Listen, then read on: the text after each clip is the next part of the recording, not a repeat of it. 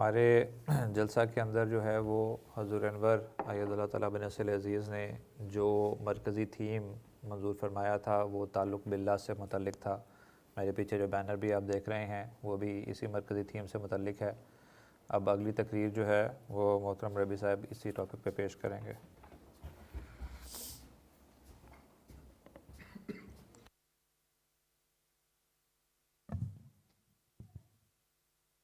السلام علیکم ورحمۃ اللہ۔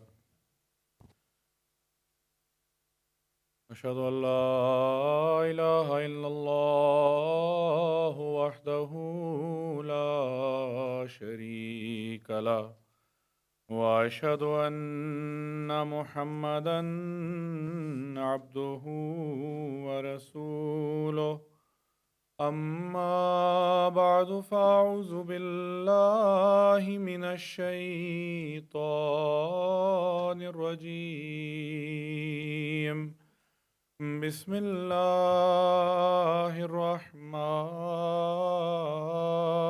الرحیم والذین جاہدوا فینا لنہدینہم سبلنا فمن کان یرجو لقاء ربہ فلیعمل عملا صالحا ولا یشرک بعبادۃ ربہ احدا۔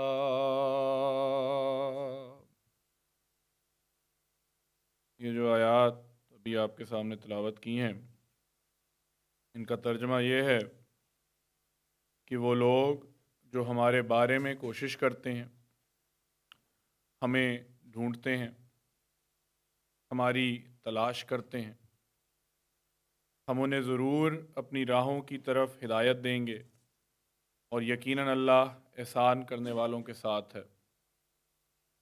پھر سورہ کہف کی ایک آیت ہے کہ پس جو کوئی اپنے رب کی لقاء چاہتا ہے وہ نیک عمل بجا لائے اور اپنے رب کی عبادت میں کسی کو شریک نہ ٹھہرائے۔ اس موضوع پر آج مجھے آپ کے سامنے پیش کرنے کا کہا گیا ہے، وہ جیسا کہ ابھی اعلان بھی ہو گیا ہے، تعلق باللہ ہے۔ اور اس جلسے کا جو تھیم کہہ لیں، ٹاپک کہہ لیں، عنوان کہہ لیں، جو حضور انور ایدہ اللہ تعالیٰ بنصر عزیز نے منظور فرمایا ہے وہ بھی تعلق باللہ ہی ہے۔ یہ ایک بہت اہم موضوع ہے، یہ انسان کی پیدائش کی اصل غرض بھی ہے، اللہ تعالیٰ سے تعلق پیدا کیا جائے، کس طرح سے تعلق کیا جائے، یا کیا راستے ہیں جن پر چل کر تعلق قائم کیا جائے۔ حضرت مسلم موعود رضی اللہ تعالیٰ عنہ نے 1952 میں اس موضوع پر ایک بہت ہی خوبصورت اور جامع تقریر بیان فرمائی تھی۔ وہ تقریر تعلق باللہ کے نام سے مشہور ہے اور انوار العلوم میں موجود ہے، سب کو اس کو پڑھنا بھی چاہیے۔ بہرحال اس کے شروع میں حضرت مسلم موعود بیان فرماتے ہیں کہ بہت سے لوگ ہیں مختلف چیزوں کے لیے دعاؤں کا لکھتے ہیں۔ کوئی لکھتا ہے کہ صحت کے لیے دعا کریں کہ اللہ تعالیٰ مجھے صحت عطا کرے، کوئی لکھتا ہے کہ میری نوکری کے لیے دعا کریں مجھے نوکری مل جائے، یا اگر نوکری ہے تو میری نوکری مزید بہتر ہو جائے، کوئی اولاد کے لیے لکھتا ہے، کوئی اپنے بزنس کے لیے لکھتا ہے۔ مگر حضور فرماتے ہیں بہت کم لوگ ہیں جو اس کے بارے میں لکھتے ہیں کہ دعا کریں کہ میرا اللہ تعالیٰ سے تعلق پیدا ہو جائے، مجھے میرا خدا مل جائے، یا میں خدا کو پہچان لوں۔ کیونکہ اگر خدا تعالیٰ سے تعلق قائم ہو جائے تو پھر اس کے بعد کیا رہ جاتا ہے؟ اس میں سب کچھ آ جاتا ہے۔ اردو کا ایک محاورہ ہے کہ ہاتھی کے پاؤں میں سب کا پاؤں۔ تو اگر اللہ تعالیٰ سے تعلق قائم ہو جائے، اللہ تعالیٰ کے ساتھ ایک تعلق اور پختہ تعلق قائم ہو جائے تو اس میں ہر چیز جو ہے وہ شامل ہو جاتی ہے، ہر چیز اس کے اندر آ جاتی ہے۔ اور اسی مقصد کے لیے اس تعلق کو قائم کرنے کے لیے اللہ تعالیٰ نے دنیا میں انبیاء مبعوث فرمائے۔ حضور صلی اللہ علیہ وآلہ وسلم اور باقی تمام انبیاء، جن میں حضرت اقدس مسیح موعود علیہ السلام بھی شامل ہیں، اسی مقصد کے لیے بھیجے گئے کہ انسان کا اللہ تعالیٰ سے تعلق قائم ہو جائے، اور سب نے اپنا یہی مقصد بیان کیا ہے کہ کسی طرح سے انسان خدا تعالیٰ سے مل جائے، اس کو پا لے، اس کے ساتھ لو لگا لے۔ حضرت مسیح موعود علیہ السلام نے فرمایا کہ بیعت کرنے سے غرض ہی یہ ہے کہ تا دنیا کی محبت ٹھنڈی ہو اور اپنے مولا کریم اور رسول مقبول صلی اللہ علیہ وآلہ وسلم کی محبت دل پر غالب آ جائے، اور ایسی حالت انقطاع پیدا ہو جائے جس سے سفر آخرت مکروہ معلوم نہ ہو۔ سامعین، انسان نے بہت ترقی کر لی۔ ایک وقت تھا وہ غاروں میں رہتا تھا، اس کو کپڑے پہننے کی تمیز نہیں تھی۔ چلتا چلتا اب ایک وقت یہ ہے کہ ہر چیز ہمارے پاس آٹومیٹڈ ہے، آرٹیفیشل انٹیلیجنس کا زمانہ ہے۔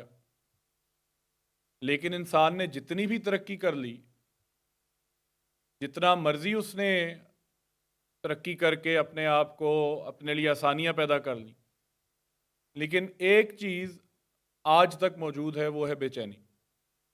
سکون آج بھی انسان پیدا نہیں کر سکا، بے چینی کم نہیں کر سکا۔ جتنی مرضی ترقی کر لے، انسان کی خواہشات کبھی پوری نہیں ہوئی۔ ایک چیز کے بارے میں سوچتا ہے کہ اگر مجھے وہ مل جائے تو میری زندگی آسان ہو جائے گی، اگر مجھے فلاں چیز مل جائے تو میں بہت سکون میں ہوں گا، میری تمام خواہشات پوری ہو جائیں گی۔ اور جب وہ مل جائیں تو پھر ایک نئی چیز پیدا ہو جاتی ہے، ایک نئی خواہش پیدا ہو جاتی ہے۔ تو ایک ایسے وشیس لوپ میں انسان جکڑ چکا ہے کہ نہ اس کی بے چینی دور ہوتی ہے، نہ اس کی خواہشات ختم ہوتی ہیں، نہ اس کو سکون ملتا ہے۔ اور اگر ایک کسی کو سونے کا ایک پہاڑ بھی مل جائے تو وہ جب اس کے ہاتھ میں آ جائے گا تو اس کے ذہن میں خود ہی خیال پیدا ہوگا مجھے ایک اور مل جائے، حتیٰ کہ ایک اور بھی مل جائے تو وہ ایک اور کی طلب کرے گا۔ تو خواہشات کا جو سرکل ہے، جو خواہشات کا جو دائرہ ہے، وہ مکمل نہیں ہوتا، بے چینی اور بے سکونی مکمل نہیں ہوتی، وہ کم نہیں ہوتی۔ آج کل دنیا میں کوئی ایسا خطہ نہیں ہے جہاں پر سکون پایا جاتا ہو، مشرق ہو یا مغرب ہو۔ امیر بھی بے چین ہے اور غریب بھی بے چین ہے۔ غریب کی بے چینی تو شاید کیا بلکہ سمجھ بھی آتی ہے، اس کے پاس کھانے کو روٹی نہیں ہے، پہننے کو کپڑا نہیں ہے، تو اس کی بے چینی سمجھ بھی آتی ہے۔ لیکن امیر کو کس چیز کی بے چینی ہے؟ امیر رات کو سونے کے لیے گولیوں کو پھکے مارتا ہے، سکون کے لیے ٹیکے لگواتا ہے، پھر بھی اسے سکون نہیں ملتا۔ پھر انہی دوائیوں سے، انہی گولیوں سے، انہی ٹیکوں سے اس کو ایڈکشن ہو جاتی ہے اور نئی مصیبت پیدا ہو جاتی ہے۔ تو غرضے کے دنیا میں سکون نہیں ہے اور بے چینی کا سا عالم ہے، اور بظاہر لگتا ہے کہ جتنی مرضی انسان ترقی کر لے، اس بے چینی کا، اس بے سکونی کا علاج کوئی نہیں، اور دنیا کے پاس نہیں ہے۔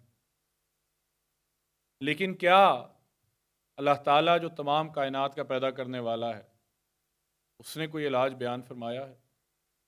اگر کوئی دوا ہے، اگر کوئی اکسیر موجود ہے، تو وہ یہ اعلان ہے جو اللہ تعالیٰ قرآن کریم میں بیان فرماتا ہے کہ اے بے چینو، اے سکون کو تلاش کرنے والو، کہ الا بذکر اللہ تطمئن القلوب، کہ اگر تم اطمینان حاصل کرنا چاہتے ہو تو اللہ تعالیٰ کے ساتھ تعلق قائم کرو، تو پھر ہی تمہیں سکون ملے گا۔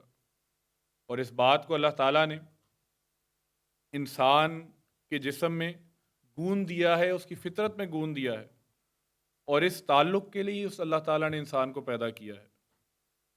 جتنی مرضی انسان کو دنیا مل جائے، اس کی بے چینی نہیں ختم ہوتی جب تک اللہ تعالیٰ کے ساتھ تعلق قائم نہ ہو۔ اور اسی محبت اور تعلق کے نظارے انسان دنیا میں ڈھونڈتا ہے اور تلاش کرتا ہے، اور اسی محبت کے لیے یا اسی محبت کے ترسنے پر انسان مختلف قسموں کی محبتوں کا اس کا نعم البدل بنا لیتا ہے، لیکن خدا تعالیٰ کو حاصل نہیں کر پاتا۔ بس یہ راز، یہ وہ اکسیر ہے جو بے چینی کو، پریشانی کو دور کرنے کا ہے۔ یہ ایسی دوائی ہے جس کے ساتھ انسان رات کو بھی اس کو سکون سے سوتا ہے، دن بھی سکون سے گزارتا ہے۔ یہ وہ علاج ہے جو آزمودہ بھی ہے، ایکسپیریمنٹڈ بھی ہے۔ اس کے اوپر 1,24,000 انبیاء، یہ تو صرف انبیاء ہیں، لیکن انبیاء کے ماننے والے صحابہ بھی گواہ ہیں۔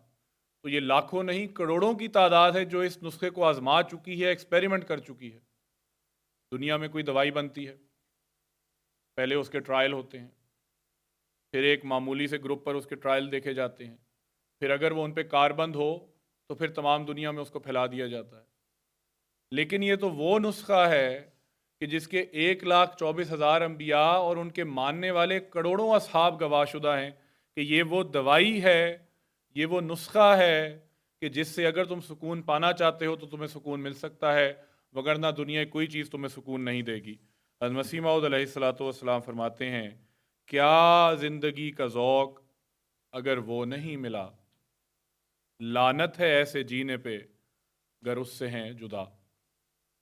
کیا فائدہ ایسی زندگی کا اگر ہمیں خدا نہیں ملا؟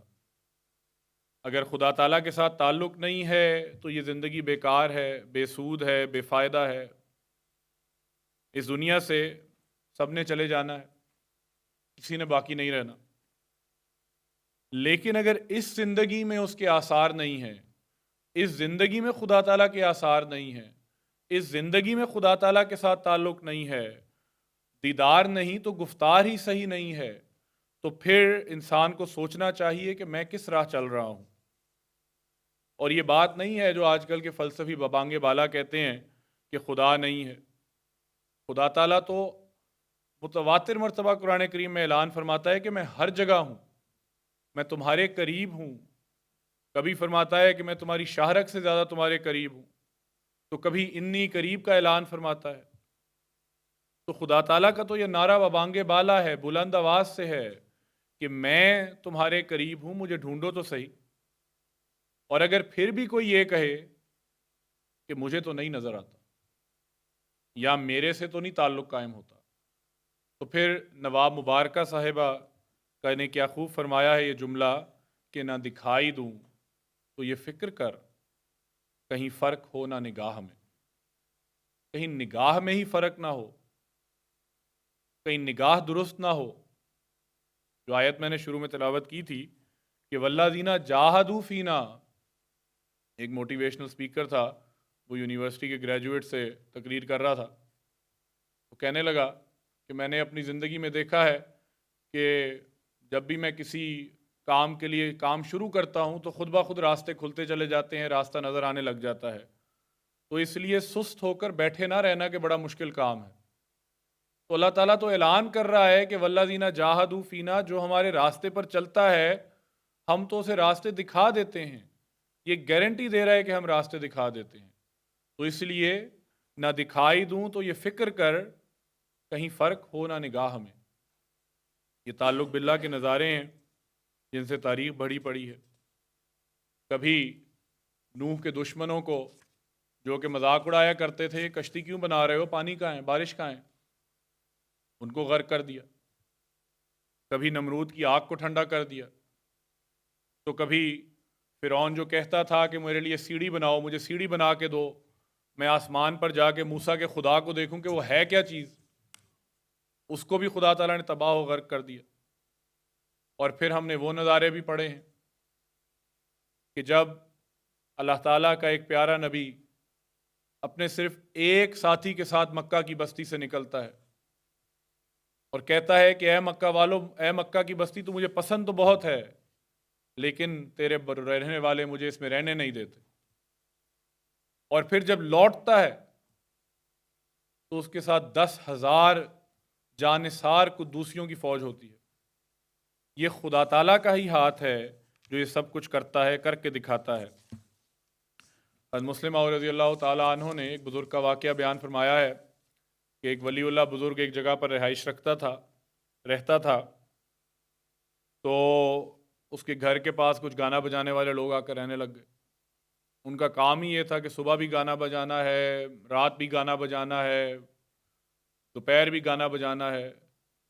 ان بزرگ نے ان کو پیغام بھجوایا کہ تمہارا کوئی کام نہیں ہے، تم صبح بھی شور و غل میں لگے رہتے ہو، رات بھی تنگ کرتے ہو، نہ عبادت کرنے دیتے ہو، نہ ذکر الہی کرنے دیتے ہو۔ تو وہ جو گانا بجانے والے تھے ان کے بادشاہ کے ساتھ اچھے تعلقات تھے۔ انہوں نے جا کے بادشاہ کو کہا کہ بادشاہ سلامت، یہ بابا جو ولی اللہ بنا پھرتا ہے یہ ہمیں تنگ کرتا ہے، یہ کہتا ہے گانا بجانا بند کرو۔ بادشاہ سلامت نے کہا اچھا۔ اس نے ایک فوج کا دستہ کچھ لوگوں کا ان کی حفاظت کے لیے بھجوا دیا کہ اب نہیں تنگ کرے گا۔ جب ان بزرگ نے دیکھا کہ یہ تو فوج کا دستہ آ گیا ہے تو انہیں پھر پیغام بھجوایا۔ نے کہا میرے پاس فوج سے لڑائی کرنے کی تو طاقت نہیں ہے، نہ میں کر سکتا ہوں، میں اکیلا آدمی ہوں، بوڑھا آدمی ہوں، فوج سے میں لڑائی نہیں کر سکتا، لیکن ہاں لڑائی میں نے بھی نہیں چھوڑنی، جنگ میں نے بھی نہیں چھوڑنی۔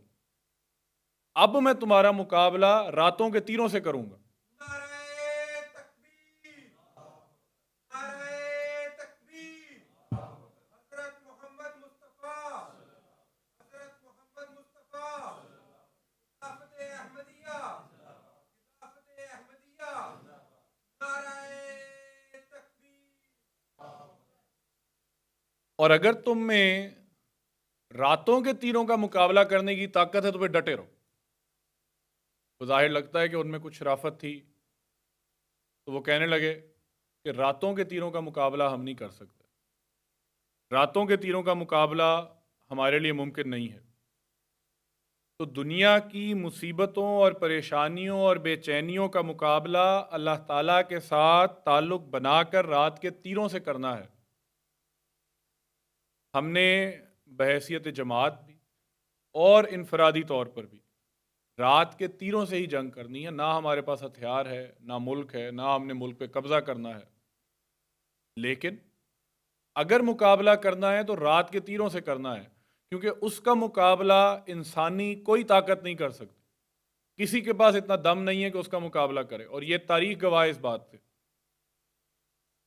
اور راتوں کے تیروں سے مقابلہ اس لیے بھی کرنا ہے کہ جب اللہ تعالیٰ تیر مارتا ہے تو وہ سیدھا جا کے نشانے پہ لگتا ہے۔ انسان تیر مارے تو کئی سال لگ جاتے ہیں پرفیکشن حاصل کرنے میں، لیکن جب اللہ تعالیٰ کا تیر پھینکتا ہے، اللہ تعالیٰ تیر مارتا ہے، تو یہ سوال ہی پیدا نہیں ہوتا کہ اس کا نشانہ چوک جائے یا ادھر ادھر ہو جائے۔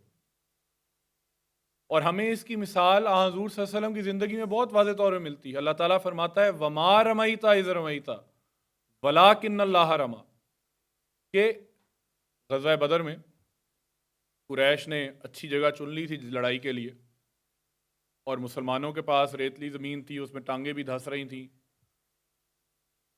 اللہ تعالیٰ نے آپ کو ارشاد فرمایا، آنسر میں دعا پڑھ کے مٹھی میں ریت اٹھائی، مٹی اٹھائی اور ان کی طرف پھینکی۔ وہ اللہ تعالیٰ ہی کرنی ہوئی کہ وہ ریت جو مٹھی بھر پھینکی تھی وہ کنکر اور طوفان بن کے ان کے اوپر برسی، اور اللہ تعالیٰ نے فرمایا وَمَا رَمَيْتَ إِذْ رَمَيْتَ، تو نے پھینکنے کے باوجود نہیں پھینکا تھا، وَلَٰكِنَّ اللَّهَ رَمَى، لیکن یہ اللہ تعالیٰ نے پھینکا تھا، یہ اللہ تعالیٰ کے ہاتھ سے تھا جو پھینکا گیا تھا۔ تو اس لیے جو راتوں کے تیر ہیں جب وہ چلتے ہیں تو وہ نشانہ نہیں چوکتے، وہ ایگزیکٹ ٹارگٹ کے مڈل میں جا کے لگتے ہیں، درمیان میں جا کے لگتے ہیں۔ تو اس لیے مقابلہ راتوں کے تیروں سے کرنا ہے، خواہ وہ دنیاوی بے چینیوں کا ہو، کسی بھی لحاظ سے مصیبتوں کا ہو۔ مقابلہ اللہ تعالیٰ کے ساتھ تعلق بنا کر راتوں کے تیروں سے ہی ہوگا۔ حضرت مسیح موعود علیہ الصلوۃ والسلام فرماتے ہیں اگر تم خدا کے ہو جاؤ گے تو یقیناً سمجھو کہ خدا تمہارا ہی ہے، تم سوئے ہوئے ہوگے اور خدا تمہارے لیے جاگے گا، تم دشمن سے غافل ہوگے اور خدا اسے دیکھے گا اور اس کے منصوبے کو توڑے گا۔ تم ابھی تک نہیں جانتے کہ تمہارے خدا میں کیا کیا قدرتیں ہیں، اگر تم جانتے تو تم پر کوئی ایسا دن نہ آتا کہ تم دنیا کے لیے سخت غمگین ہو جاتے ایک شخص جو ایک خزانہ اپنے پاس رکھتا ہے، کیا وہ ایک پیسے کے ضائع ہونے سے روتا ہے اور چیخیں مارتا ہے اور ہلاک ہونے لگتا ہے؟ پھر اگر تم کو اس خزانے کی اطلاع ہوتی کہ خدا تمہارا ہر ایک حاجت کے وقت کام آنے والا ہے، تو تم دنیا کے لیے ایسے بے خود کیوں ہوتے؟ خدا ایک خزانہ ہے، اس کی قدر کرو کہ وہ تمہارے ہر ایک قدم میں تمہارا مددگار ہے۔ تم بغیر اس کے کچھ بھی نہیں، اور نہ تمہارے اسباب اور تدبیریں کچھ چیز ہیں۔ مسیح موعود علیہ الصلوۃ والسلام جب مبعوث ہوئے تو آپ نے ببانگ بالا اعلان فرمایا کہ آؤ میں تمہیں خدا دکھاتا ہوں۔ خدا کو ڈھونڈتے ہو، آؤ میں تمہیں خدا دکھاتا ہوں۔ مایا صدق سے میری طرف آؤ، اسی میں خیر ہے۔ آپ علیہ السلام کے ایک صحابی حضرت محمد الیاس صاحب رضی اللہ تعالیٰ عنہ سرحد کے رہنے والے تھے۔ ایک دفعہ ایک بھری مجلس میں وہاں کا جو مجمع تھا، بہت لوگ تھے، وہاں کا جو مالک تھا اخوند زادہ، اس نے بھری محفل میں مولوی صاحب کو کہا کہ مولوی صاحب، آپ کو سرحد میں کوئی پیر نہیں ملا تھا؟ آپ جو پنجاب جا کے ایک پنجابی پیر کی آپ نے بیعت کی ہے، آپ کو سرحد میں کوئی پیر نہیں ملا تھا جو اتنی دور آپ گئے ہیں؟ مولوی صاحب بہرحال سنتے رہے۔ جب اس کی بات مکمل ہوئی تو مولوی صاحب کھڑے ہوئے اور کہا کہ چونکہ تم نے بھرے مجمع میں سوال کیا ہے تو بھرے مجمع میں تمہیں جواب دیتا ہوں۔ اور کہنے لگے کہ میں تو خدا کو ڈھونڈ رہا تھا، میرا تو خدا گم ہو گیا تھا۔ میں تمام فرقوں کے پاس گیا، سب نے مجھے ایک ہی بات کہی، خدا بولتا تھا، اب نہیں بولتا۔ آنسلم کے زمانے میں نعوذ باللہ بولنا بند کر دیا اس نے، اس کے بعد نہیں بولا، اب نہیں بولتا۔ کہتے ہیں میں ایسی پریشانی میں تھا، اس وقت ایک شخص نے نرم اور پیارا ہاتھ میری کمر پہ رکھا اور کہا کہ محمد الیاس کیا بات ہے، کیوں پریشان ہو، کیا وجہ ہے غمگین ہو؟ میں نے کہا میرا خدا گم ہو گیا ہے، میں تو خدا کو ڈھونڈ رہا ہوں۔ تو مسیح موعود علیہ السلام نے فرمایا کہ تم میرے ساتھ چلو، میری بیعت کرو، خدا تم سے بھی بولے گا، میں تمہیں خدا دکھاتا ہوں۔ مولوی صاحب نے سارے مجمع میں کہا کہ اب میں خدا تعالیٰ کی قسم کھا کر کہتا ہوں، جس کی جھوٹی قسم کھانا لعنتیوں کا کام ہے، کہ مجھ سے خدا ہم کلام ہے۔ آپ سب میں کوئی ہے جو یہاں کھڑا ہو کر قسم اٹھائے کہ مجھ سے خدا ہم کلام ہوتا ہے؟ پوری محفل پہ سناٹا چھا گیا۔ وہ تو یہ ماننے والے تھے خدا بولتا ہی نہیں، تو ان میں سے کس نے کیا جواب دینا تھا؟ تو یہ انقلاب ہے جو حضرت مسیح موعود علیہ الصلوۃ والسلام نے دنیا میں کیا، اللہ تعالیٰ سے لوگوں کو ملایا۔ اور پھر یہ انقلاب ہم میں سے بھی ہر ایک کے لیے باعث جائزہ ہے کہ کیا ہم نے خدا تعالیٰ کے تعلق کی کتنی کو کوشش کی ہے، اس کی محبت کے نظارے دیکھے ہیں، کیا ہم دیکھ رہے ہیں؟ اگر نہیں تو پھر وہی بات ہے کہ نہ دکھائی دوں تو فکر کر، کہیں فرق ہونا نگاہ میں، ہمارے طور طریقوں میں کوئی کمیاں نہ ہوں۔ حضرت مسیح موعود علیہ الصلوۃ والسلام نے جو جماعت احمدیہ قائم فرمائی، اس کا اصل مقصد یہی تھا کہ اللہ تعالیٰ سے تعلق ہو۔ ایک دفعہ مولوی مبارک احمد نذیر صاحب نے ایک دفعہ بیان کیا کہ ایک جلسے میں کچھ وقت کے لیے مولوی غلام رسول اجیکی صاحب سے درخواست کی گئی کہ آپ تقریر فرمائیں، تو آپ نے اپنے یا قبولیت دعا کے واقعات بیان کرنا شروع کر دیے۔ وہ کہتے ہیں وہاں ایک غیر احمدی ڈپٹی کمشنر بھی بیٹھا ہوا تھا، وہ کہنے لگا کہ ہم تو یہ غم کرتے تھے کہ مرزا صاحب نے نبی ہونے کا دعویٰ کیا ہے۔ کہتا ہے ہمیں تو یہ غم تھا، یا ہمیں تو لڑائی یہ تھی کہ مرزا صاحب نے نبی ہونے کا دعویٰ کر دیا ہے، تو ہم تو اس غم میں باعث تھے۔ کہتے ہیں یہاں پہ تو مرزا صاحب نے نبی اتنے پیدا کر دیے ہیں، اتنے تو یہ قبول دعا کے واقعات سنا رہے ہیں۔ تو جو حضور صلی اللہ علیہ وسلم نے فرمایا تھا علماء امتی کا انبیاء بنی اسرائیل، تو یہ اللہ تعالیٰ کے ساتھ تعلق پیدا کرنے سے پورا ہونی تھی یہ بات۔ آج کل دنیا میں ایک رو چلی ہوئی ہے، اور شیطان کے چیلے کہنا چاہیے یا دجال کے چیلے کہنا چاہیے، وہ دنیا کو خدا سے دور لے کر جانے کے لیے ہر دم کوشاں ہیں۔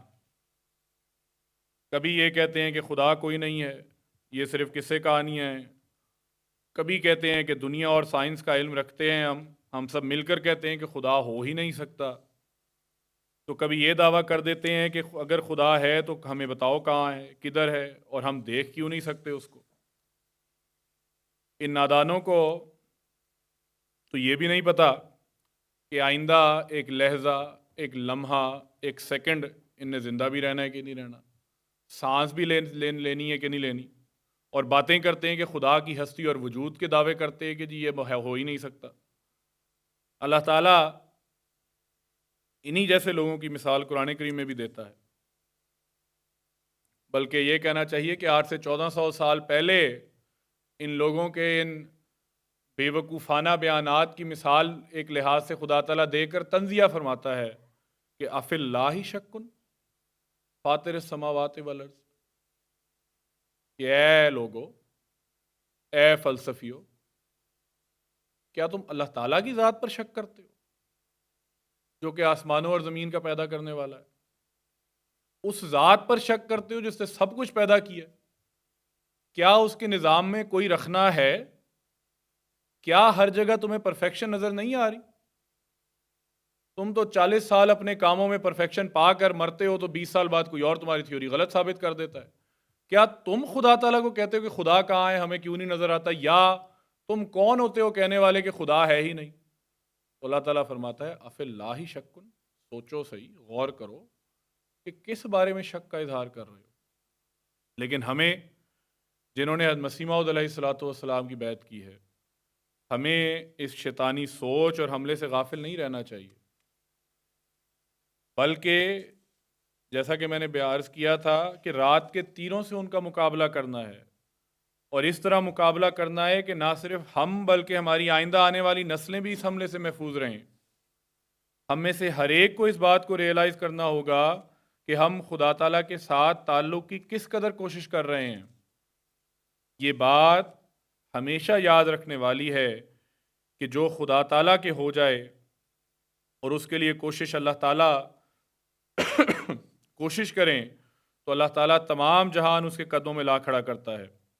حضرت مسیح موعود علیہ الصلوۃ والسلام کا ایک پنجابی الہام ہے کہ جے تو میرا ہو رہے سب جگ تیرا ہو، کہ تو میرا ہو جا، تم میرے ہو جاؤ، سب جگ تمہارا ہوگا۔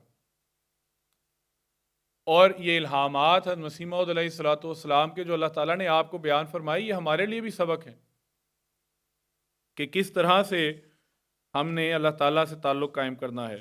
بس اگر بے چینی اور بے سکونی سے مخلصی چاہتے ہیں، اگر دنیا کی مصیبتوں اور پریشانیوں سے رہائی چاہتے ہیں، تو آئیں ہم سب مل کر 1,24,000 انبیاء اور ان کے لاکھوں بڑھ کے کروڑوں ماننے والوں کی طرح وہ نسخہ آزمائیں جو آزمودہ ہے کہ الا بذکر اللہ تطمئن القلوب، کہ یقیناً یقیناً اور یقیناً صرف اللہ تعالیٰ کے ذکر سے ہی دل سکون پاتے ہیں۔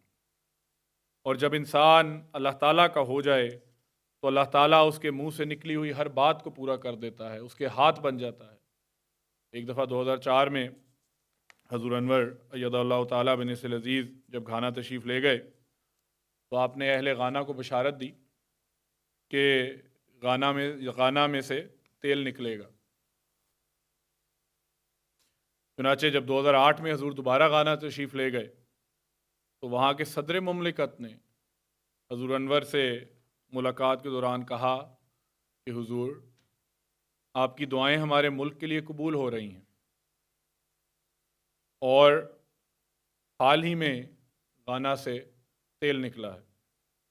حضور انور کی دعا بڑی شان سے پوری ہوئی، اور نہ صرف یہ بلکہ ان کی جو اخبار تھی ڈیلی گرافک نیشنل، اس نے اپنی اخبار میں پورے صفحے پر اشتہار شائع کیا یا خبر شائع کی کہ خلیفہ کی دعائیں غانا کے حق میں پوری ہوئیں، اور یہاں سے بھی تیل نکل آیا۔ تو جب انسان اللہ تعالیٰ کا ہو جاتا ہے، اللہ تعالیٰ کو اپنا بنا لیتا ہے، تو پھر خود بخود اللہ تعالیٰ اس کے کام مکمل کرنے شروع کر دیتا ہے۔ تو ہماری ترقی اور طاقت کا راز تعلق باللہ ہے۔ ہمارے جلسوں کی کامیابی کا معیار تعلق باللہ ہے۔